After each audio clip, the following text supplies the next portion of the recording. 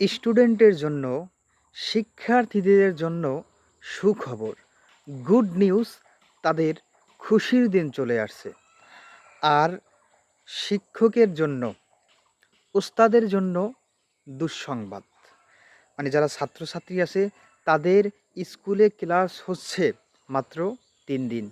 আর অনলাইনে ক্লাস হবে ৩ দিন, এই ৬ দিন শুক্রবার বন্ধ।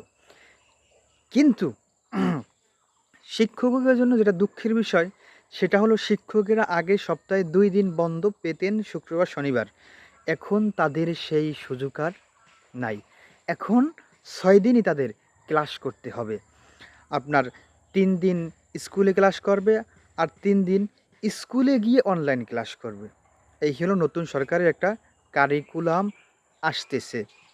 এখন মজার বিষয় হইল আমাদের যে শিক্ষামন্ত্রী সে যে আমাদের বলদ বুঝাইতেছে এটা আমি যে অনেকের বুঝাইতে পারতেছি না। মানে সে খালি পরীক্ষা, পরীক্ষা, পরীক্ষা, পরীক্ষা। কিন্তু আপনার কারিকুলাম চেঞ্জ করতে হবে, শিক্ষার্থীদের ক্লাসে উপস্থিত করতে হবে, এটার দিকে তার কোনো মাথা ব্যথা নাই। এটা নিয়ে তার কোনো সমস্যা নাই। তার সমস্যা কি? পরীক্ষা, পরীক্ষা, পরীক্ষা, এই পরীক্ষা। আর এইদিকে সে লেখাপড়া বাদ দিচ্ছে। কারিকুলাম চেঞ্জের নাম নাই। তারপর আপনার এমনিতেই স্টুডেন্টরা ক্লাসে উপস্থিত হয় না।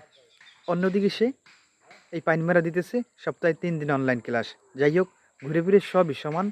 কেউ আসলে শিক্ষার উন্নতি করতে পারবে না।